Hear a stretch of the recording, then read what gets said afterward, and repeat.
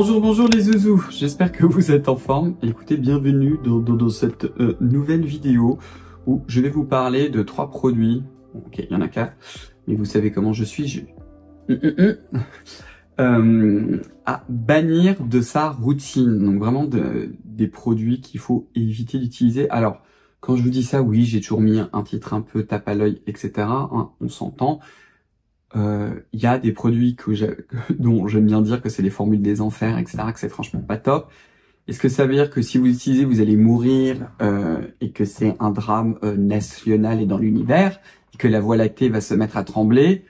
Non, on se calme, hein. Évidemment que les cosmétiques répondent à la réglementation européenne, mais si vous me suivez, etc., c'est parce que vous voulez le meilleur. Et est-ce que ce type de produit, moi j'utiliserai sur moi, est-ce que je recommanderais même à mon entourage et surtout à vous? La réponse est non, et je vais vous expliquer pourquoi. On va peut-être d'abord commencer par un qui est une marque. Je pense pas que je vous en ai déjà parlé de cette marque-là, qui s'appelle Mario Badescu, je sais jamais comment le dire.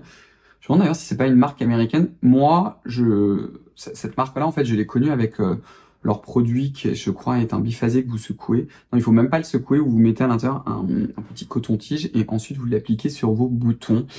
Moi, j'appelle ça des formules old school. Je l'ai connu aux États-Unis. Je vois que maintenant ils sont distribués par Sephora, par exemple. Mais qui sont un type de produit en fait qui dessèche, qui assèche les boutons. Et je suis là, mais nous sommes en 2024. Est-ce qu'on peut arrêter de se défoncer la peau quand on a un bouton? La peau, elle est déjà assez abîmée. N'allez pas me rajouter encore un truc qui va encore plus la sensibiliser. Enfin bref. Donc, ce produit-là, en fait, c'est un produit qui s'appelle le tonique à la lavande et au witch hazel, qui est de la même anis. C'est franchement le tonique des enfers, il n'y a pas d'autre mot. Donc c'est de l'eau, de la glycérine et ensuite vous avez de l'eau d'amamélis. C'est un extrait de la feuille cirée. Et ensuite vous avez de l'eau florale de lavande. Non. Et vous avez même un extrait de l'huile de la lavande, c'est-à-dire de l'huile essentielle. Ce truc va vous désintégrer la peau. Non mais vraiment, par pitié. J'ai toujours du mal à me dire comment ce type de produits peuvent encore être sur le marché. Il y a d'ailleurs toute une réflexion en Europe, hein, je vais peut-être me faire taper dessus, pour carrément interdire l'huile essentielle de lavande dans les cosmétiques. Et j'aimerais bien que ça passe, parce que, on va le dire directement, mais là la Commission européenne nous ont réglementé le rétinol, je suis en mode non mais les gens s'il vous plaît, est-ce qu'on peut rester jeune, foutez-nous la paix? Et imposer plutôt aux marques d'avoir un guide d'utilisation qui soit correct, où on explique aux gens qu'il faut l'introduire progressivement, etc. Ils interdisent le rétinol à plus que 0,3%, mais l'huile essentielle de lavande est toujours là. Il y a probablement des lobbying dans les parages, mais bref. Il ressort dans tous les papiers qui étudient toutes les dermatoses, etc., enfin les dermatites, donc tous les cas de sensibilisation et d'allergie, l'huile essentielle de lavande ressort toujours. Moi, je n'ai pas une peau sensible, vous foutez de la lavande sur ma peau, c'est de la kryptonite, ce truc. Enfin bref.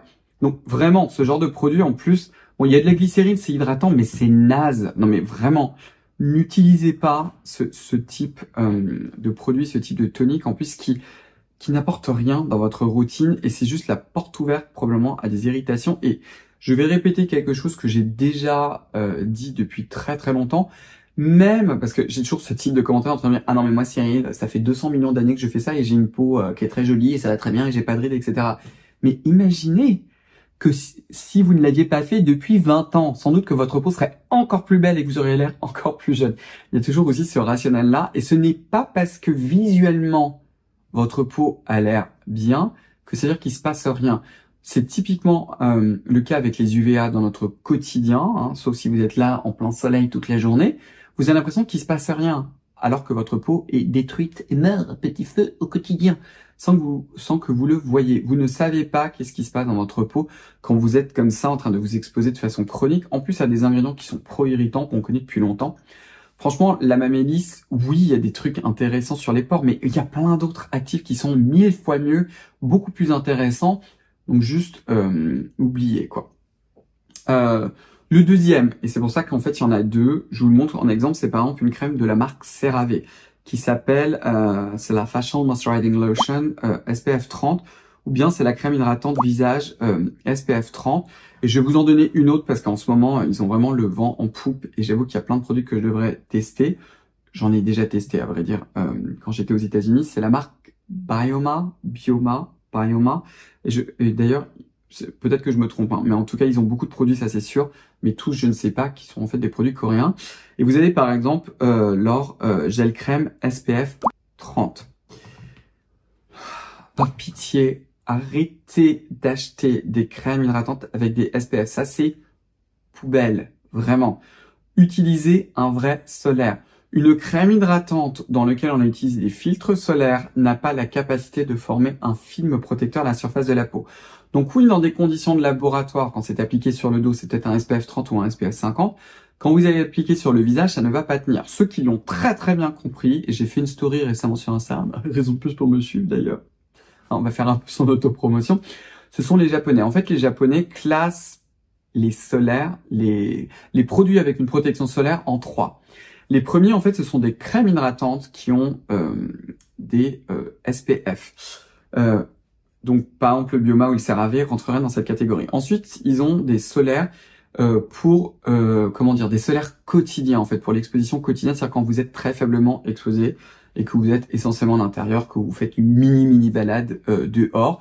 Et vous avez la dernière catégorie qui sont vraiment les solaires quand on passe du temps dehors. Quelles sont en fait la différence? Eh bien la différence en fait c'est que un solaire pour tous les jours, alors ils parlent jamais trop de niveau de protection, mais ceux-là ils ont un film qui est censé être un petit peu tenace à la surface de la peau, et ceux qui sont vraiment faits pour une exposition chronique, enfin pour une exposition intense en soleil, quand vous allez faire des activités dehors, quand vous allez avoir chaud, là ils ont vraiment beaucoup travaillé pour que le film soit très très résistant. Ceux aussi qui l'ont très bien compris, c'est le groupe L'Oréal.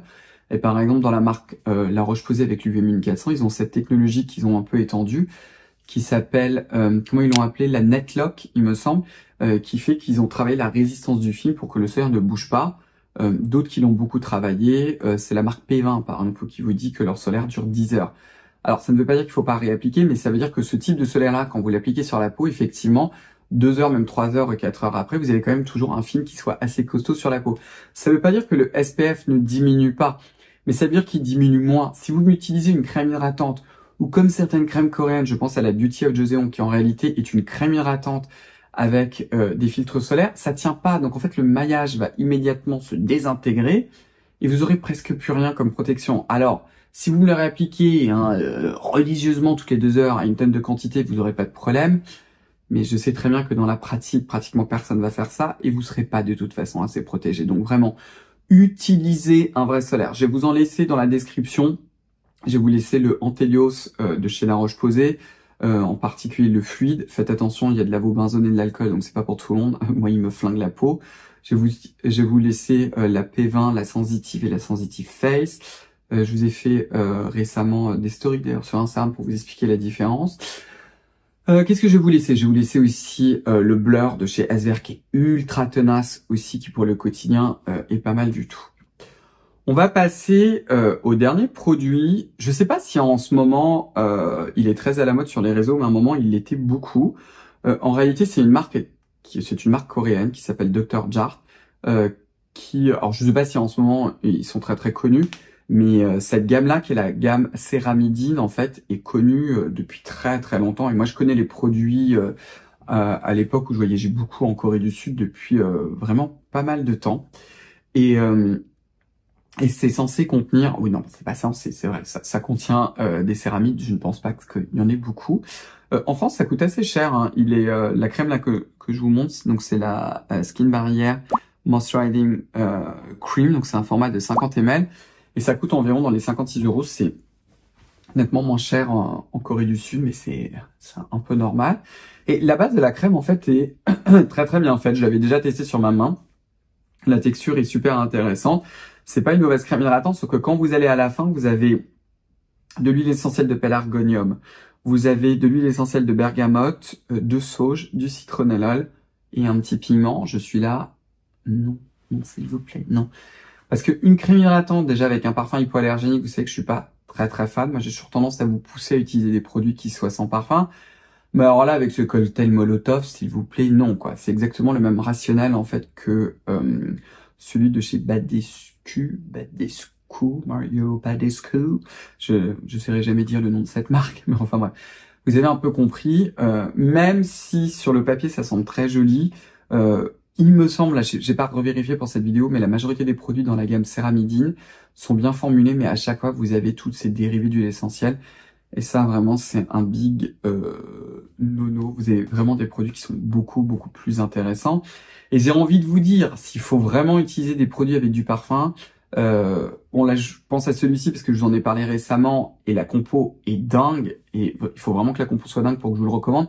Vous avez la dernière crème de chez Garancia, par exemple la foudroyante, qui utilise une alternative au rétinol qui est ultra intéressante. Et c'est un parfum hypoallergénique, donc c'est quand même beaucoup mieux. Ou alors, bon après c'est beaucoup plus cher, vous avez aussi l'H Protéome de chez l'Institut Estée Lauder qui est aussi très intéressant et qui là au moins vaut le coup, même si je trouve le parfum détestable. Bon, j'avoue que celui de chez Garancia aussi m'enchante pas particulièrement, mais bref, vous avez un peu compris. Voilà, bon. En tout cas, j'espère que cette vidéo vous aidera pour faire un choix un peu plus éclairé dans vos soins cosmétiques, parce que c'est toujours un peu l'idée. Puis écoutez, on va se retrouver très très vite dans une prochaine vidéo. Donc prenez bien soin de vous parce que c'est ça qui est vraiment le plus important. Si cette vidéo vous a plu, je vous invite à me donner un pouce bleu, à commenter. Donnez-moi aussi des idées d'autres vidéos s'il y a des thèmes ou des thématiques ou des choses qui vous intéressent beaucoup plus. Je vous invite aussi à vous abonner si vous n'avez pas encore fait, à enclencher la cloche des notifications, à me rejoindre sur mon compte Instagram. Vous pouvez aussi suivre le compte Instagram de ma propre marque. On a une petite nouveauté avec la crème filante. Là, j'ai 3 bébés, là, 3 enfants qui sont enfin sortis. Et j'ai hâte de vous parler aussi de toute la suite. Et comme je vous l'ai dit, parce que ça c'est vraiment le plus important, prenez bien soin de vous. Et puis on va se revoir très très vite. Au revoir les zouzous. Bye bye.